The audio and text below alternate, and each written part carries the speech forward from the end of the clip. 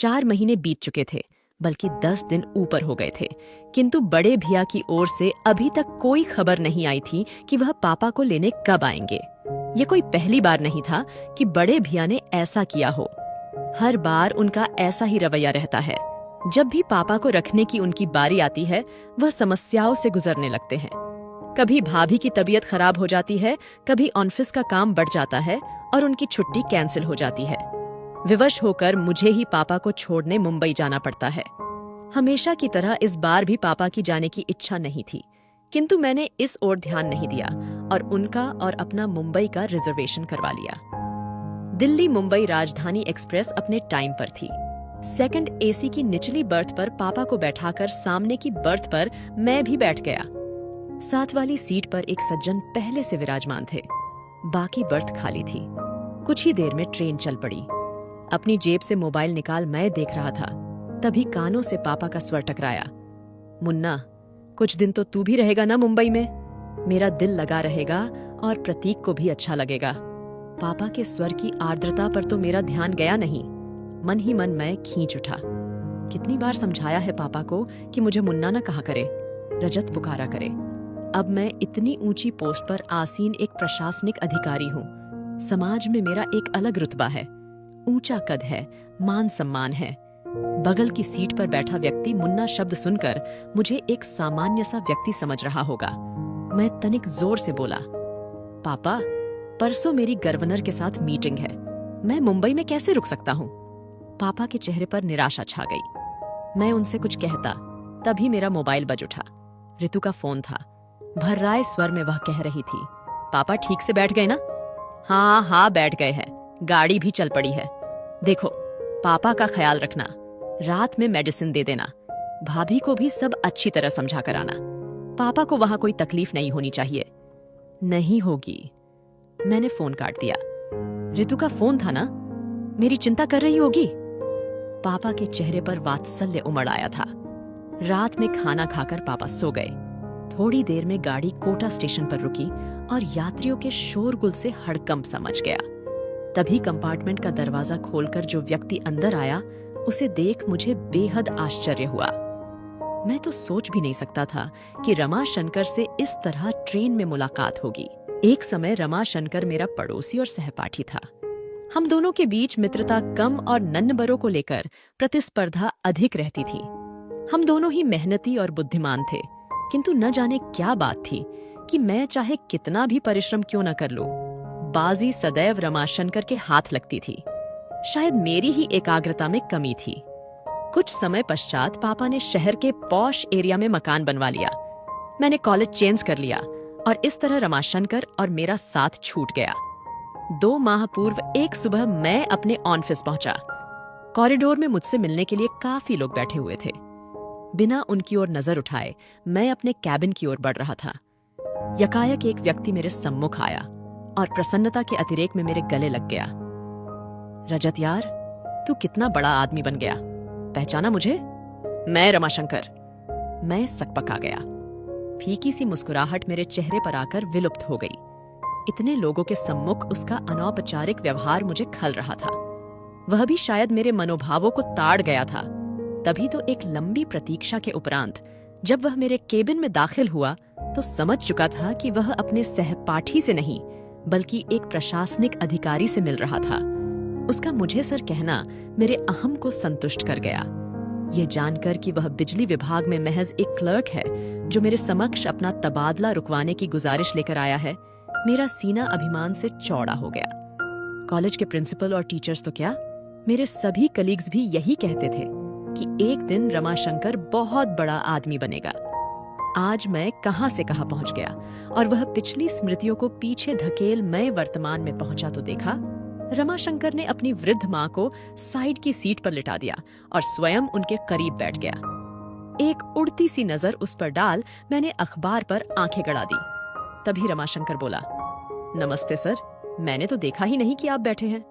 मैंने नम्र स्वर में पूछा, कैसे हो रमाशंकर? ठीक हूं सर। कोटा कैसे आना हुआ?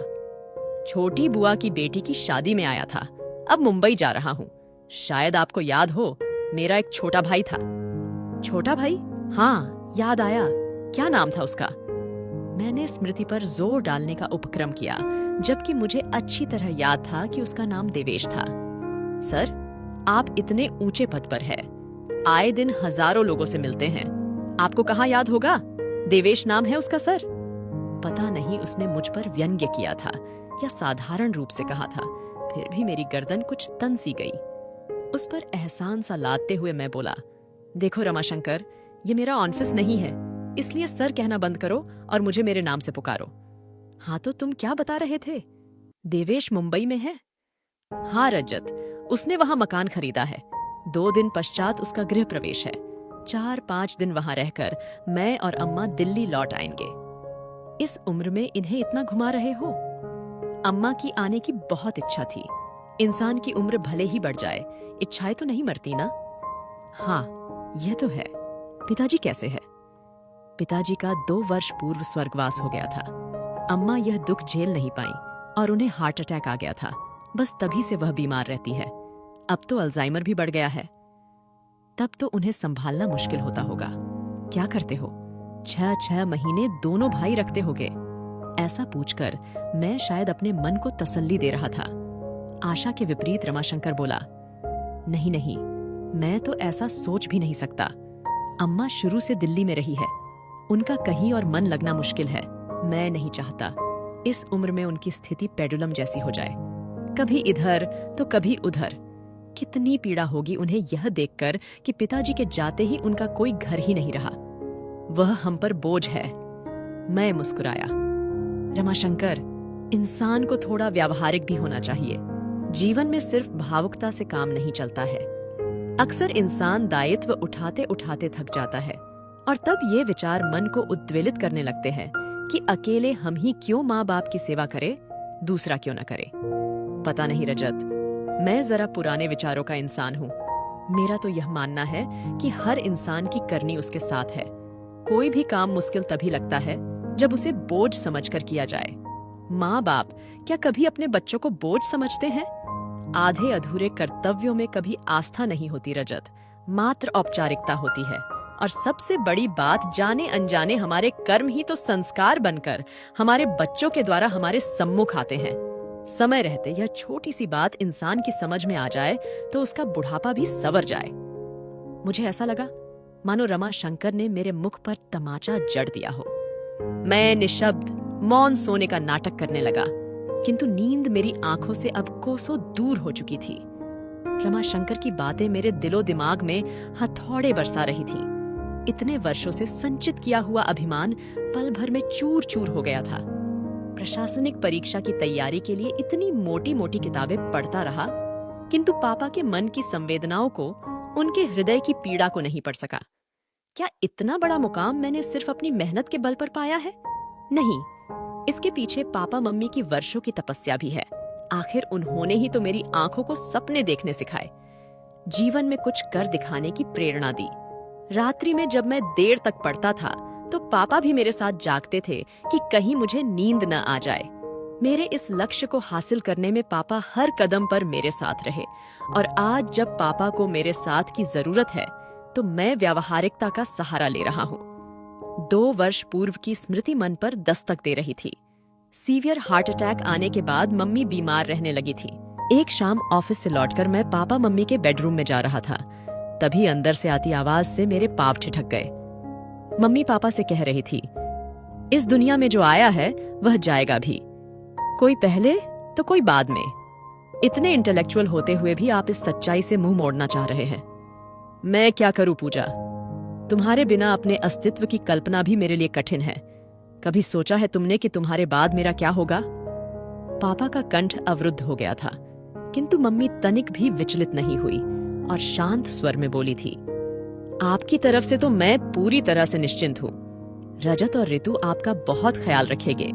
यह एक माँ के अंतर्मन की आवाज है, उसका विश्वास है जो कभी गलत नहीं हो सकता।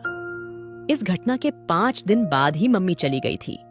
कितने टूट गए थे पापा, बिल्कुल अकेले पड़ गए थे। उनके अकेलेपन की पीड़ा को मुझसे अधिक मेरी पत्नी ऋतु ने समझा।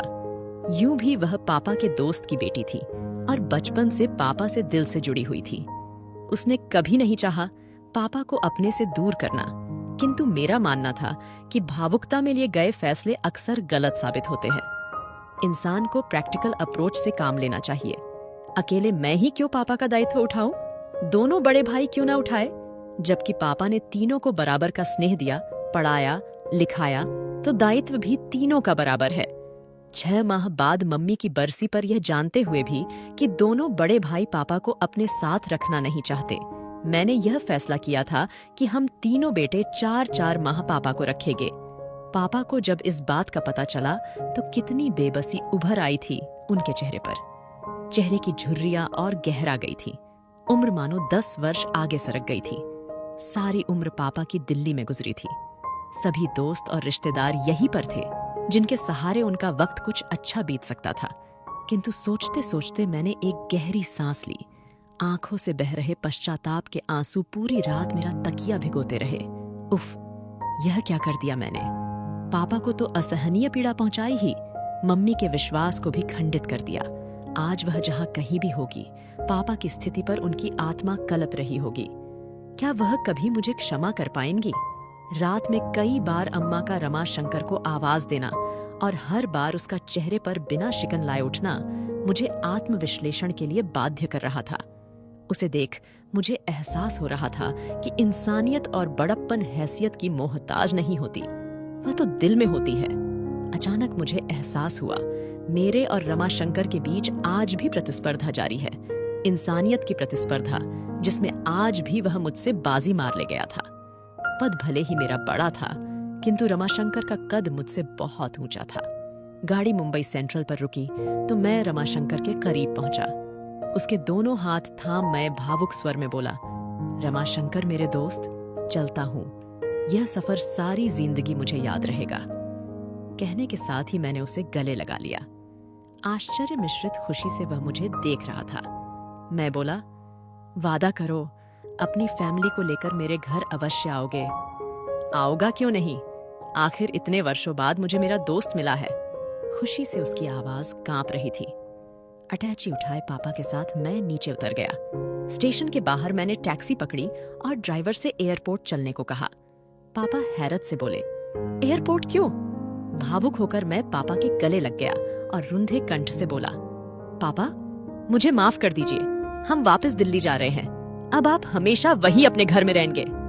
पापा की आंखें नम हो उठी और चेहरा खुशी से खिल उठा। जुग जुग जियो मेरे बच्चे, वह बुदबुदाए। कुछ पल के लिए उन्होंने अपनी आंखें बंद कर ली, फिर चेहरा उठाकर आकाश की ओर देखा। मुझे ऐसा लगा मानो वह मम्मी से कह रहे हो, देर से ही सही, तुम्हारा विश्वास सही निकला। आप किस राह पर है?